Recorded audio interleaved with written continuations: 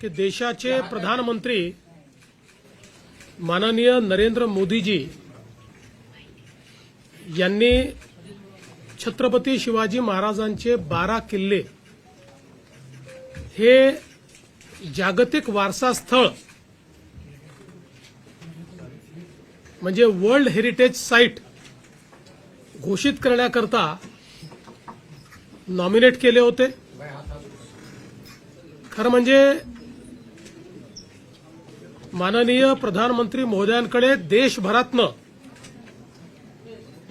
7 वेगवेगळ्या साइट्स गेल्या होत्या की ज्यांना जागतिक वारसा स्थळ म्हणून नॉमिनेट करण्याकरता आपल्या सांस्कृतिक मंत्रालयाने भारत सरकारच्या प्रधानमंत्री महोदयांसमोर ठेवलं होतं। मी प्रधानमंत्री महोदयांचे आभार मानेन की त्यापैकी प्रधानमंत्री महोदयांनी हा निर्णय केला की जागतिक वारसा स्थळ म्हणून छत्रपती शिवरायांचे 12 किल्ले ज्यातले 11 किल्ले महाराष्ट्रात आहे आणि एक जिंजी हा तमिळनाडूमध्ये आहे असे 12 किल्ले नॉमिनेट करण्याचा निर्णय घेतला। आपल्याला कल्पना आहे की किल्ले रायगड, राजगड, प्रतापगड, पन्हाळा, शिवनेरी, लोहगड, साल्हेर, सिंधुदुर्ग, विजयदुर्ग, सुवर्णदुर्ग, खांदेरी आणि जिंजी असे हे 12 जागतिक वारसा स्थळ म्हणजे वर्ल्ड हेरिटेज साइट घोषित करण्याकरता नॉमिनेट केले होते। खरं म्हणजे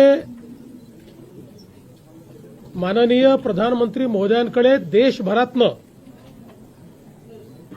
7 वेगवेगळ्या साइट्स गेल्या होत्या की ज्यांना जागतिक वारसा स्थळ म्हणून नॉमिनेट करण्याकरता आपल्या सांस्कृतिक मंत्रालयाने भारत सरकारच्या प्रधानमंत्री महोदयांसमोर ठेवलं होतं। मी प्रधानमंत्री महोदयांचे आभार मानेन की त्यापैकी प्रधानमंत्री महोदयांनी हा निर्णय केला की जागतिक वारसा स्थळ म्हणून छत्रपती शिवरायांचे 12 किल्ले ज्यातले 11 किल्ले महाराष्ट्रात आहे आणि एक जिंजी हा तमिळनाडूमध्ये आहे असे 12 किल्ले नॉमिनेट करण्याचा निर्णय घेतला। आपल्याला कल्पना आहे की किल्ले रायगड, राजगड, प्रतापगड, पन्हाळा, शिवनेरी, लोहगड, साल्हेर, सिंधुदुर्ग, विजयदुर्ग, सुवर्णदुर्ग, खांदेरी आणि जिंजी असे हे 12 किल्ले आहेत। आणि विशेषतः या 12 किल्ल्याच्या संदर्भातलं जे काही स्थापत्य आहे या ठिकाणी वेस्टर्न घाट आणि समुद्र, जंगल अशा सगळ्या या नैसर्गिक विविधतेत कशा प्रकारे याचं स्थापत्य तयार करण्यात आलं, याच्या जागा शोधण्यात आल्या, कशा प्रकारे याचे दरवाजे असे तयार करण्यात आले की जे कोणाला दिसत नाहीत, प्रत्येक ठिकाणी माची कशा तयार करण्यात आल्या, अशा सगळ्या गोष्टी या आपण युनेस्को समोर ठेवल्या। याच्यामध्ये जवळपास वर्षभर त्यांचं डेलिगेशन येऊन त्यांनी सगळ्या किल्ल्यांना व्हिजिट केली। आपले सांस्कृतिक कार्यमंत्री आशिष शेलार यांच्या नेतृत्वामध्ये एक डेलिगेशन आपण तिकडे युनेस्कोमध्ये पाठवलं। त्यांनी टेक्निकल प्रेझेंटेशन केलं। त्यानंतर जे काही वेगवेगळे याच्यामध्ये देश आहेत ज्यांना मतदानाचा अधिकार आहे, तसं तर सगळे देश याचे सदस्य आहेत पण एकूण 20 देशांना मतदानाचा अधिकार आहे। या सगळ्या देशाच्या अँबॅसेडर सोबत मी स्वतः देखील बोललो। आपले एक्सटर्नल अफेअर्स मंत्री आहेत जयशंकरजी, त्यांनी सचिवांनी, सांस्कृतिक कार्यमंत्री गजेंद्रसिंह शेखावत यांनी त्या ठिकाणी त्यांच्याशी संवाद साधला। मी शिंदेसाहेब आणि अजितदादा आम्ही प्राईम मिनिस्टर साहेबांना विशेष भेटलो आणि त्यांनाही विनंती केली की आपण हे नॉमिनेशन केलं आहे परंतु मतदानाची प्रोसेस आहे आणि 20 वेगवेगळे देश आहेत त्यामुळे भारत सरकारने पुढाकार याच्यामध्ये घेतला पाहिजे। त्या माध्यमातून त्या देशात आपली जी एम्बसी आहे त्यांच्यासोबत संवाद झाला, त्यांनाही आपण एकत्रित केलं आणि त्यांना त्या देशातल्या सरकारशी चर्चा करण्याकरता सांगितलं। आपल्याला माहिती आहे मध्ये उक्रेनचे फॉरेन मिनिस्टर आले होते. त्यातला एक सदस्य उक्रेन हा देश देखील होता. त्यांना आम्ही मुंबईतच प्रेझेंटेशन केलं आणि त्यांनी तिथेच सांगितलं की आम्ही भारताच्या बाजूने मतदान करू. आणि आपले जे तिथले परमनंट मेंबर जे आहेत शर्माजी, त्यांनी फार महत्वाची भूमिका याच्यामध्ये निभावली. काल ते आणि आपले अप्पर मुख्य सचिव जे आहेत खारगे, हे दोघं त्या ठिकाणी उपस्थित होते आणि 20ही देशाने आपल्या बाजूने मतदान केलं आणि एकमताने छत्रपती शिवरायांचे हे किल्ले हे जागतिक वारसा केंद्र आहेत अशा प्रकारे घोषित केलं. त्यामुळे हा शिवप्रेमींचा एक मोठा विजय आहे. आणि त्यावेळी सगळ्यांनी ज्यावेळेस वेगवेगळे टेक्निकल प्रेझेंटेशन झाले त्यावेळी सगळ्या देशातल्या लोकांनी हे किल्ले बांधत असताना जे चातुर्य आणि जी स्ट्रॅटेजी छत्रपती शिवरायांनी वापरलेली आहे त्याचं मनापासनं कौतुक केलं, अभिनंदन केलं. आणि अनेक लोक आश्चर्यचकित देखील झाले की किती पुढचा विचार याच्यामध्ये करण्यात आला होता. आता जागतिक वारसा स्थळ झाल्यामुळे आपले महाराजांचे किल्ले वर्ल्ड मॅपला आलेले आहेत. आता युनेस्कोच्या सगळ्या वेबसाईट्सवर या किल्ल्यांची सगळी ऐतिहासिक माहिती ही त्या ठिकाणी उपलब्ध होणार आहे. वर्ल्ड टुरिझम मॅपवर हे किल्ले त्या ठिकाणी येणार आहेत आणि युनेस्कोच्या माध्यमातूनही त्या किल्ल्यांच्या ठिकाणी जागतिक वारसा स्थळ म्हणून सगळी माहितीचे किऑस्क उभे राहणार आहेत. म्हणजे यातनं एकीकडे पर्यटनाला तर चालना मिळेलच, पण त्याच्यासोबत महाराजांचा गौरवशाली इतिहास हा वैश्विक करण्याकरता आणि वैश्विक टुरिस्ट इकडे आकृष्ट करण्याकरता आपल्याला याचा एक विशेष फायदा मिळणार आहे. आणि म्हणून मला असं वाटतं की भारतीयांकरता आणि मराठी माणसाकरता हा एक अतिशय महत्वाचा दिवस आहे. ज्या ज्या लोकांनी, असे अनेक लोक आहेत की ज्यांनी याच्यामध्ये मदत केली आहे.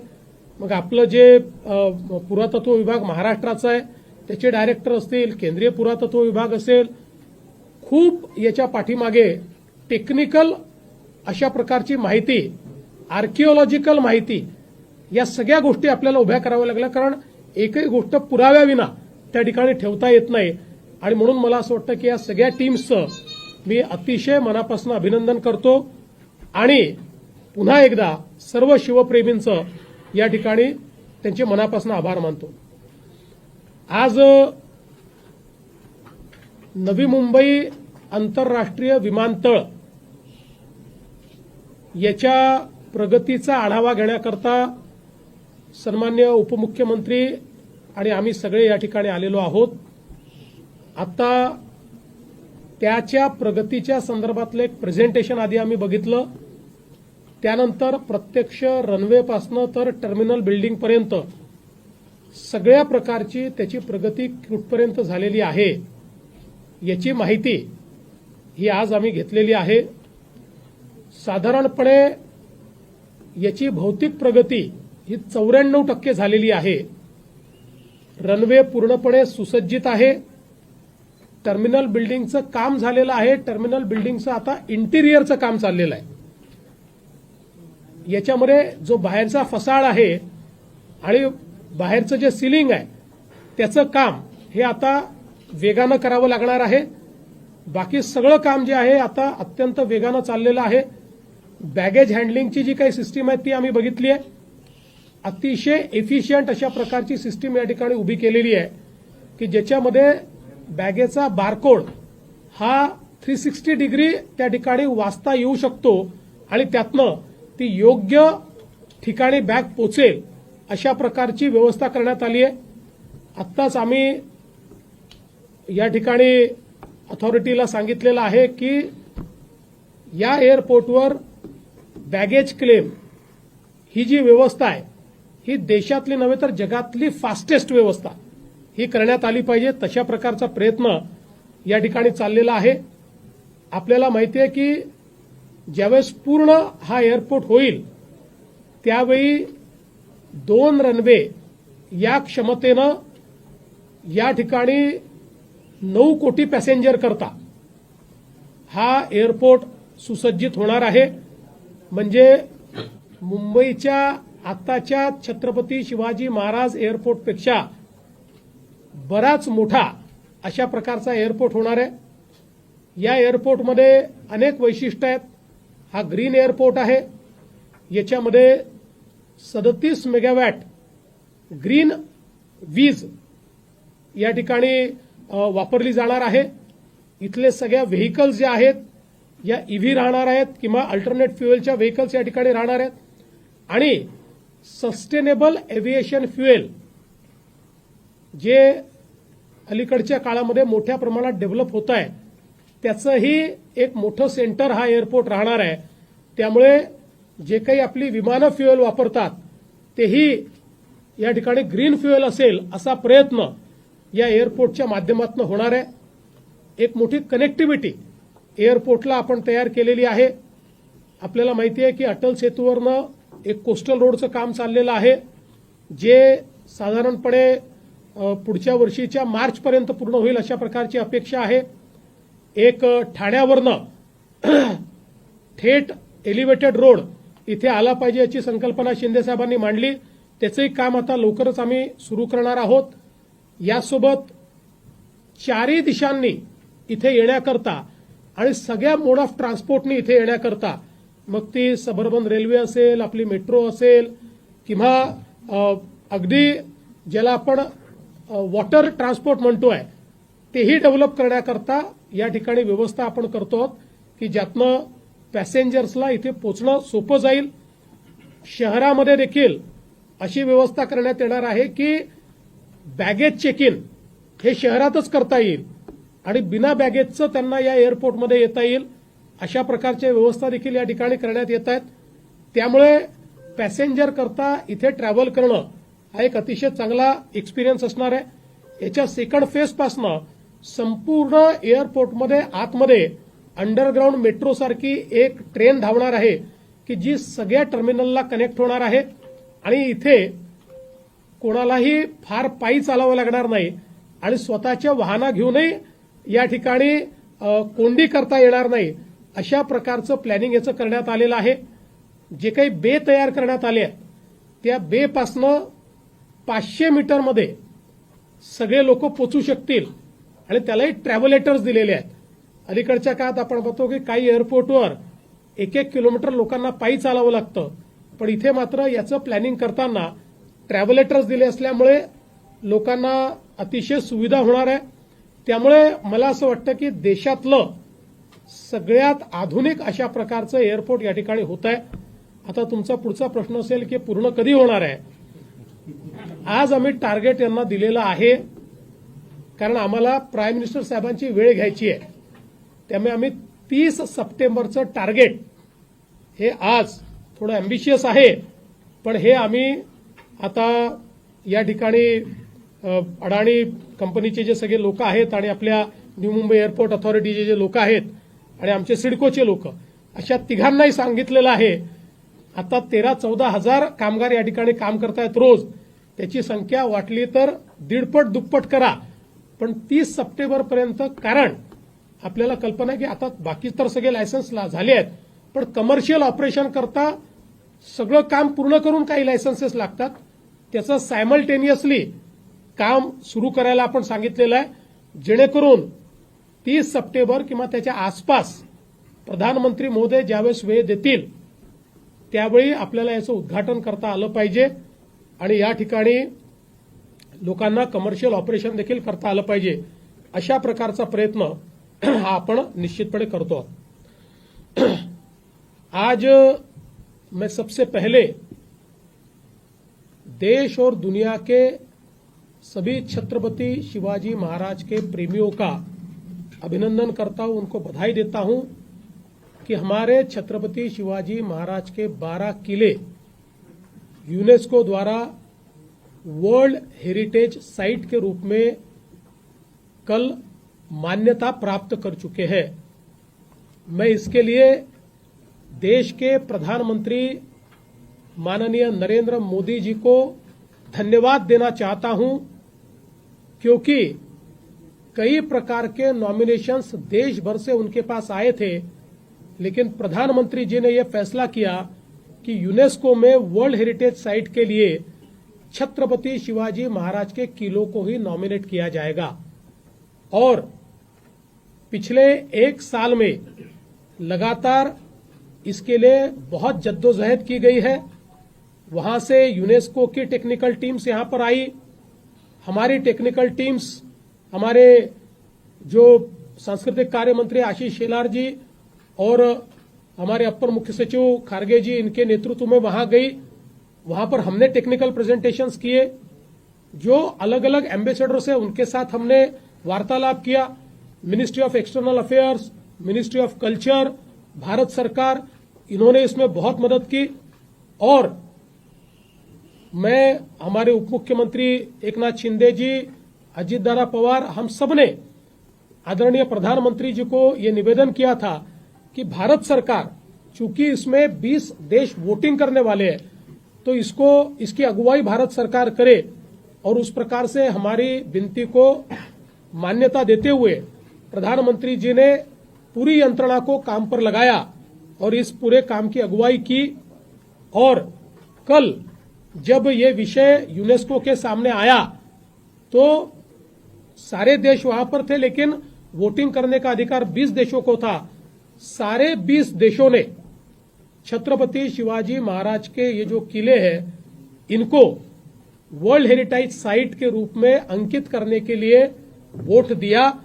और पूरे 100% वोट्स के साथ हमारे छत्रपति शिवाजी महाराज के किले ये वर्ल्ड हेरिटेज साइट बने। जो प्रेजेंटेशन हमने किए उसमें किस प्रकार से ये किले बहुत ही आर्किटेक्चरल मार्वल है, ये हमने बताया। किस प्रकार से बहुत ही डिफिकल्ट परिस्थिति में और बहुत बड़ी बायोडायवर्सिटी में, एक तरफ वेस्टर्न घाट, दूसरी तरफ समुद्र, तीसरी तरफ जंगल, चौथी तरफ हिली एरिया, ऐसी सारी चीजों में इनको किस प्रकार से कैमोफ्लेज किया गया है कि इनका जो गेट है वो भी नहीं दिखाई पड़ता।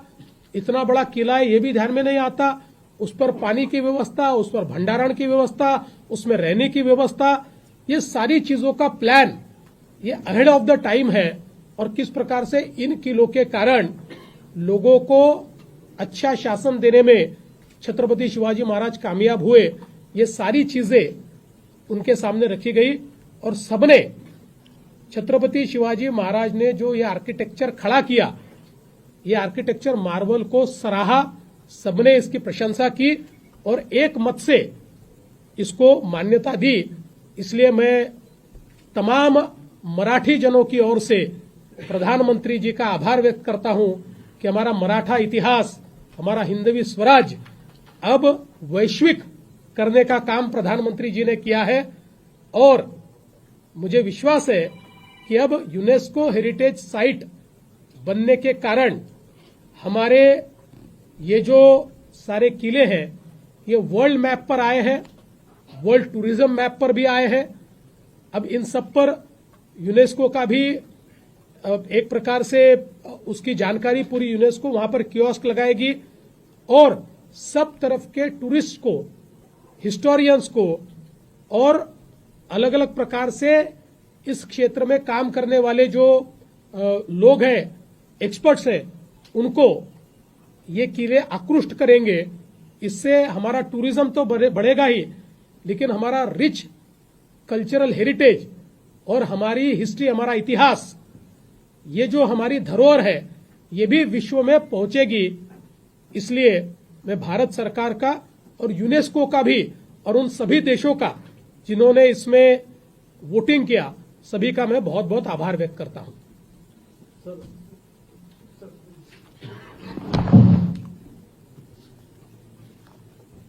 मुख्यमंत्री महोदयांनी दोन्ही विषयावर सविस्तर भाष्य केलेलं आहे। खरं म्हणजे आजचा दिवस आणि कालचा दिवस आपल्या महाराष्ट्रासाठी आणि तमाम शिवभक्तांसाठी, मराठी माणसासाठी गौरवशाली आणि अभिमानाचा होता। त्या बाबतीत देखील मुख्यमंत्री महोदयांनी डिटेल सगळं सांगितलं आहे. खरं म्हणजे छत्रपती शिवाजी महाराजांचे आशीर्वाद, त्यांचा आदर्श डोळ्यासमोर ठेवूनच आपलं सरकार राज्यकारभार करत आहे. आदरणीय प्रधानमंत्री मोदी साहेबांचं देखील केंद्र सरकार विकास से विरासत आणि अशा प्रकारची भावना ठेवून काम करत असताना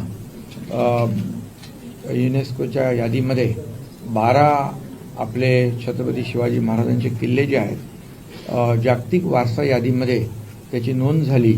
हे आपल्यासाठी फार मोठी अचिव्हमेंट आहे आणि महाराष्ट्रासाठी गौरव आहे. छत्रपती शिवाजी महाराजांचा इतिहास 7 समुद्रापलीकडे पोहोचला आपण म्हणतो आणि तो खऱ्या अर्थाने काल युनेस्कोच्या यादीमध्ये आल्यानंतर खऱ्या अर्थाने त्याच्यावर शिक्कामोर्तब झालं. आणि म्हणून मी देशाचे प्रधानमंत्री नरेंद्र मोदीजी, युनेस्कोचे सर्व लोक, त्याचबरोबर मुख्यमंत्री महोदय, आपण त्यावेळेस देखील केंद्राकडे पाठपुरावा केला. सुरुवात आपण केल्यानंतर मोदी साहेबांनी देखील त्यामध्ये इनिशिएटिव्ह घेऊन आपल्याला यामध्ये यश मिळालं. त्यावेळेचे आपले मंत्री सुधीर मुनगंटीवार आणि आता आशिष शेलार, सांस्कृतिक विभागाचे खारगे, या सगळ्यांनीच एकत्रित कलेक्टिव्ह एफर्ट्स घेऊन मोठ्या प्रमाणावर प्रयत्न झाल्यानंतर या ठिकाणी कालचा जो दिवस आहे हा अतिशय आपल्या सगळ्यांसाठी आनंद आणि महत्त्वाचा आहे. गौरवशाली इतिहास जो छत्रपती शिवाजी महाराजांचा आहे तो जगभराला कळेल. जगभरातले लोक शिवप्रेमी, गडकोट किल्ल्यांचं जसं आम्ही संवर्धन आणि जतन करतोय ती देखील सरकारने भूमिका घेतली आहे आणि जगातले लोक आता हे किल्ले पाहायला येतील. खऱ्या अर्थाने पर्यटन हा भाग आहेच, परंतु छत्रपती शिवाजी महाराजांचं जे काही शूरता आहे, त्यांचं जे काही विजन आहे, कसे किल्ले बांधले त्यांनी, कुठे कुठे म्हणजे म्हणजे कोणी विचारच करू शकत नाही त्यावेळेचं आर्किटेक्चर, इंजिनिअरिंग सगळं जे काय विजन ठेवून त्यांनी हे किल्ले उभे केले याचं दर्शन जगभरातल्या लोकांना होईल आणि त्यामुळे महाराष्ट्राची मान गर्वाने उंचावली जाईल. आणि त्यासाठी मी सगळ्यांना शुभेच्छा देतो, सगळ्यांचं अभिनंदन करतोच आणि तमाम शिवप्रेमी शिवभक्तांना विनंती देखील करतो, हे जतन संवर्धन सरकार करतच आहे. आता आपल्या जागतिक वारसा यादीत तर आलेच किल्ले, पण याचं पावित्र्य मांगल्य जपण्याचं काम देखील शिवभक्तांनी केलं पाहिजे असं आवाहन मी या ठिकाणी करतो. आणि नवी मुंबई आंतरराष्ट्रीय जे आपलं विमानतळ आहे या विमानतळाबाबतीत देखील मुख्यमंत्री महोदयांनी सविस्तर सांगितलं. खरं म्हणजे हे देशातलं सगळ्यात मोठं विमानतळ होतं आहे, याचा आपल्याला सगळ्यांनाच फायदा होणार आहे. मगाशी मला कोणी सांगितलं की जे लंडनमधलं हिथ्रो एअरपोर्ट आहे याच्याशी कम्पेअर करणारं हे एअरपोर्ट होणार आहे आणि जवळपास मुंबईच्या दुप्पट कॅपॅसिटी 9 कोटी प्रवासी या ठिकाणी प्रवास करतील आणि सगळ्यात मोठं ग्रीनफील्ड एअरपोर्ट या ठिकाणी होतं आहे. मला वाटतं यामध्ये 2 धावपट्ट्या स्वतंत्रपणे या ठिकाणी या विमानतळामध्ये आहेत आणि हे पहिलं मल्टीमॉडल एअरपोर्ट आहे. जसं मुख्यमंत्री महोदयांनी सांगितलं की वॉटर कनेक्टिव्हिटी बरोबर rail connectivity, airport metro connectivity या सगळ्याच कनेक्टिव्हिटी या ठिकाणी या एअरपोर्टशी निगडीत असतील आणि मुंबई एअरपोर्टवरचा जो काही लोड आहे तो कमी होईल आणि या मुंबई MMR मधल्या प्रवाशांना फार मोठा दिलासा मिळेल. त्याचबरोबर मुंबई आणि आपलं हे नवी मुंबई एअरपोर्ट देखील आपण मेट्रोने जोडतोय, कनेक्ट करतोय, त्यामुळे तोही फायदा लोकांना होईल. ठाण्यातलं मगाशी सांगितलं, ठाण्यावरच्या लोकांना देखील आपण या ठिकाणी एअरपोर्टला जोडतोय. एकंदरीत हा एअरपोर्ट जो आहे चारी बाजूनी मध्यवर्ती ठिकाणी आहे. म्हणजे इथून मुंबई पुणे आहे, आपला एक्सप्रेस हायवे आहे, मुंबई गोवा हायवे आहे, अटल सेतूमुळे तर अगदी मुंबई इथं जवळ आलेली आहे. त्यामुळे एकंदरीत सगळ्याच दृष्टीने आपण जर पाहिला तर हा एअरपोर्ट अतिशय गेम चेंजर ठरेल आणि यामुळे आजूबाजूचा सर्व परिसर जो आहे तो डेव्हलप होईल, हजारो लाखो लोकांना रोजगार मिळेल आणि म्हणून हा जो एअरपोर्ट होतोय याचं उद्घाटन देखील आदरणीय प्रधानमंत्री महोदयांनी करावं अशी देखील आमच्या सगळ्यांची इच्छा आहे. त्यासाठी मुख्यमंत्री महोदय वेळही घेतील आणि यामध्ये सिडकोने आणि अदानी या दोन्ही लोकांनी, आणि कोण आहे ती दोघं, LNT हां, तर त्या अतिशय चांगलं एअरपोर्ट या ठिकाणी होतंय आणि खऱ्या अर्थाने हे एक देशातलं तर मोठं आहेच आणि यानंतर दुप्पट याची क्षमता या ठिकाणी प्रवाशांची होईल आणि संपूर्ण अगदी मुंबई MMRच नाही तर इकडचे पुण्यातले लोक पण इथे मिसिंग लिंक आता आपण बघतोय, मिसिंग लिंकमुळे 1 तासात पुण्याहून लोक इथे येतील. त्यामुळे मध्यवर्ती ठिकाणी हा एअरपोर्ट होतोय आणि एअरपोर्टच्या आजूबाजूला देखील मध्येच आपण ते 5 युनिव्हर्सिटी ज्या मेडिसिटी, स्पोर्ट सिटी आणि एरो सिटी ह्या सगळ्यात ज्या काही ह्या सिटी ज्या आहेत इथं डेव्हलप होतील आणि मोठ्या प्रमाणावर या ठिकाणी या संपूर्ण भागाला विकासाला चालना मिळेल. कारण शेवटी विकास हाच आपल्या सरकारचा अजेंडा आहे आणि म्हणूनच या विकासाचा वेग आणखी या एअरपोर्टमुळे वाढेल अशा प्रकारचा मी विश्वास व्यक्त करतो आणि लवकरात लवकर हे काम 30 सप्टेंबर तुम्हाला मुख्यमंत्री मोदयांनी सांगितलेलं आहे. त्यामुळे डे नाईट काम करून, नाही तुम्ही तिकडे काय बघता, तुम्ही पण त्यामुळे हा खरंच एक विकासामध्ये भर टाकणारा प्रकल्प ठरेल असा विश्वास व्यक्त करतो. सर, तुम्ही मुख्यमंत्री असतानाच्या काळामध्ये नवी मुंबई विमानतळासंदर्भातला आराखडा तयार झाला होता आणि त्यानंतर आता तुम्हीच मुख्यमंत्री असताना हे आता फायनल स्टेज आलेलं आहे जवळपास. असं आहे की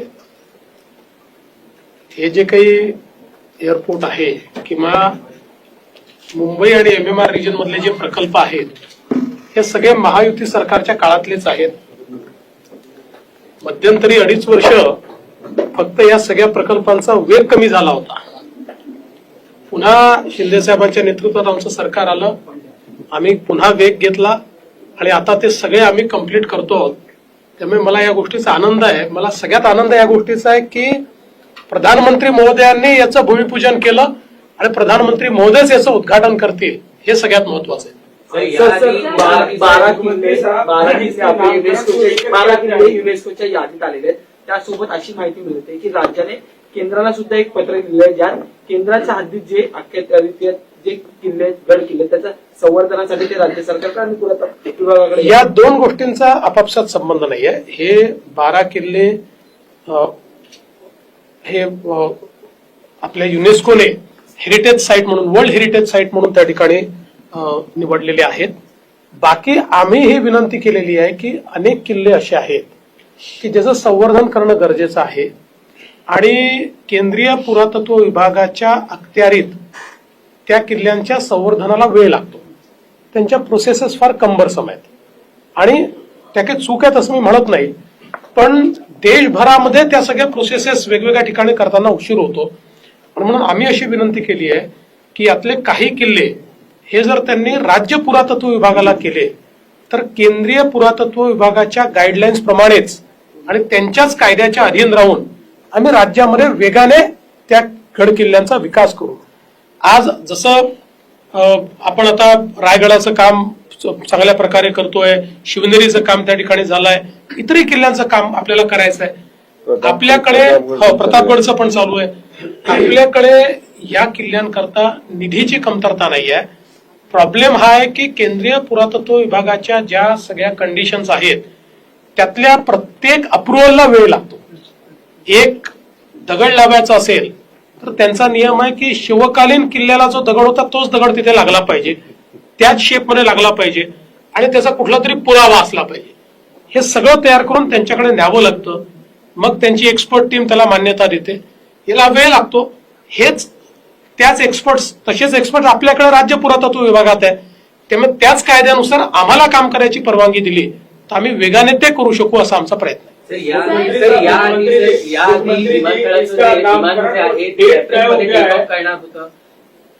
विमान जे आहे नवी मुंबई विमानतळावरून एप्रिलमध्ये टेकऑफ करणार असं सांगण्यात आलं होतं आणि आता सप्टेंबरची टार्गेट दिलेलं आहे तर नेमके कोणतेही अडथळे होते ज्यामुळे ही तारीख पुढे गेली आणि या व्यतिरिक्त नामकरणाचा जो प्रस्ताव आहे जो केंद्र शासनाकडे पाठवलेला आहे त्याचा अपडेट काय आहे? मी आपल्याला जसं सांगितलं की खरं म्हणजे मध्यंतरीच्या काळामध्ये आपल्याला माहिती आहे की राज्यातल्या इन्फ्रास्ट्रक्चर प्रोजेक्ट्सला एक प्रकारे वेगच त्याचा मंदावण्याचं काम हे 2.5 वर्ष झालं आणि त्याचा फटका सगळ्याच आपल्या इन्फ्रास्ट्रक्चर प्रोजेक्ट्सला पडला आहे आणि मग त्याचा कॅस्केडिंग इफेक्ट असतो. त्यामुळे हे खरंच आहे की आम्हाला एप्रिल पर्यंत पूर्ण करून ऑगस्टमध्ये विमान उडवायचं होतं पण ते काही आता शक्य नाहीये. पण आता इथली प्रगती पाहिल्यानंतर हे मी सांगू शकतो की अतिशय चांगली प्रगती झाली आहे. 94% काम पूर्ण झालंय, 6% काम बाकी आहे, 13,000 वर्कर काम करतायत. त्यामुळे सप्टेंबरची जी डेडलाईन दिलेली आहे ती आमची डेडलाईन हे लोक डेड करणार नाहीत अशी मला अपेक्षा आहे. आणि नावाचा जो विषय आहे ऑलरेडी राज्य सरकारने त्याचा ठराव केंद्र सरकारकडे पाठवलेला आहे. आम्ही त्याचा पाठपुरावा करतो आहे. शिंदे साहेब आणि मी पुन्हा एकदा प्रधानमंत्री मोदयांशी त्याबद्दल चर्चा करू. मुख्यमंत्री साहब क्या उड़ान के पहले जो विश्वास व्यक्त कर रहे हैं प्रकल्पग्रस्त उड़ान पहली उड़ान से पहले ही नामकरण हो जाएगा, क्या ऐसा संभव है? देखिए होना तो चाहिए, प्रयास तो वही चल रहा है. सर एकीकडे राज्यामध्ये अनेक महत्वाकांक्षी प्रकल्प पूर्ण होत आहेत. त्यातच अजून एक महत्वाकांक्षी प्रकल्प म्हणजे शक्तीपीठ महामार्ग. मात्र या शक्तीपीठ महामार्गाला काही महाविकास आघाडीच्या नेत्यांकडून आपल्याला विरोध होताना पाहायला मिळतोय. काय नेमकी सत्य आहे? असं आहे की कुठलंही नवीन प्रोजेक्ट घेतला त्याला विरोध हा असतोच. आज बघा आपण जेव्हा नवी मुंबई एअरपोर्टचं काम हाती घेतलं त्यावेळेस इथल्या गावांचा विरोध होता पण आपण त्यांच्याशी चर्चा केली, त्यांचं योग्य पुनर्वसन केलं. आता मला आज आमचे आमदार महेश बालदी सांगून राहिले की त्यावेळी ज्या 4 गावांनी टोकाचा विरोध केला होता म्हणून आपण त्यांना वगळलं होतं, आता ते 4 गावं असं म्हणतात की आम्हालाही घ्या आणि त्यांना घेतलं तर आपली 3री धावपट्टी देखील या ठिकाणी होऊ शकते. त्यामुळे आजच आम्ही सांगितलेलं आहे की निश्चितपणे ते 4 गावं घेऊ. त्यामुळे लोकांच्या मनात विश्वास व्यक्त करावा लागतो. समृद्धीच्या वेळी देखील असंच झालं. परंतु ज्या गावामध्ये उद्धव ठाकरेजींनी सभा घेतली, जिथे पवार साहेबांनी सभा घेतली, ती गावाच्या गावं त्या ठिकाणी एका दिवशी म्हणजे शिंदे साहेब स्वतः गेले होते, एका दिवशी त्या गावाच्या गावांनी पूर्ण कन्सेंटने आपल्याला जमिनी दिल्या. आता शक्तीपीठ मध्ये देखील कोल्हापूर जिल्ह्यामध्ये सर्वाधिक विरोध असं सांगण्यात आलं. मध्यंतरीच्या काळात मी गेलो होतो तर अनेक शेतकरी मला भेटले की आम्ही जमीन द्यायला तयार आहोत. काल आपले नीती आयोगाचे जे उपाध्यक्ष आहेत राजेश क्षीरसागर यांनी 60 गावातले प्रमुख सगळे लोक हे मुंबईला बोलवले होते. त्यांच्यासमोर प्रेझेंटेशन झालं आणि प्रेझेंटेशन नंतर त्या प्रेझेंटेशननी समाधान होऊन या 60 गावातल्या लोकांनी आपले 7-12 हे आमचं ऍक्विजिशन करायला हरकत नाही म्हणून हँडओव्हर केले. त्यामुळे मला असं वाटतं की चर्चा आणि विश्वास या 2 गोष्टी महत्वाच्या आहेत. वाशी येथील एटीएमसी बाजारपेठ स्थलांतरित करण्याचा जे विषयाची चर्चा सुरू आहे सर, कितपत सत्यता आहे आणि व्यापाऱ्यांचंही कुठेतरी त्यांनाही मान्य नाहीये की कुठेतरी हे मार्केट स्थलांतरित करण्याचा कुठलाही विषय नाहीये. मात्र आपल्याला आता नवीन जो काही कायदा आलेला आहे याप्रमाणे आपल्याला इंटरनॅशनल बाजारपेठ तयार करता येते, नॅशनल बाजारपेठ आपल्याला तयार करता येते. त्या दृष्टीनं आज आपल्याला या नवीन कायद्याप्रमाणे जर बाजारपेठ तयार करायची असेल तर ती इथे करता येईल का की आपल्याला दुसरीकडे करावी लागेल अशी पडताळणी चाललेली आहे. त्यामुळे कुठलाही निर्णय शेवटी जर आपण शेतकरी आणि व्यापारी आणि काम करणारे माथाडी या तिघांना विश्वासात घेतलं नाही तर काहीच होऊ शकत नाही. त्यामुळे जो काही निर्णय होईल या संदर्भात तो या तिघांच्या हिताचा निर्णय आम्ही करू. सर शेवटचा प्रश्न, एकीकडे राज्याचं अधिवेशन सुरू आहे, राष्ट्रवादी पक्षामध्ये शरद पवार गटामध्ये अंतर्गत घडामोडी सुरू आहेत. जयंत पाटलांनी प्रदेशाध्यक्ष पदाचा राजीनामा दिला आहे. शशिकांत शिंदे नवीन प्रदेशाध्यक्ष होते. काय सांगता? त्यांचा इंटरनल प्रश्न आहे. ज्यांनी राजीनामा दिला त्यांनाही शुभेच्छा, जे नवीन होणार त्यांनाही शुभेच्छा. सगळ्यांनी चांगलं काम करावं या शुभेच्छा. नाही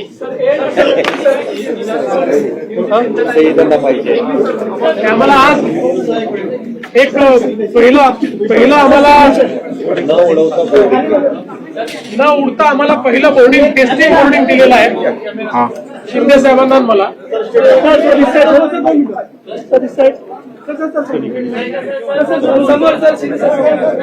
हे टेस्टिंग बोर्डिंग आहे बरं, याच्या मागे कुठलंही विमान नाहीये. 7 year आहे.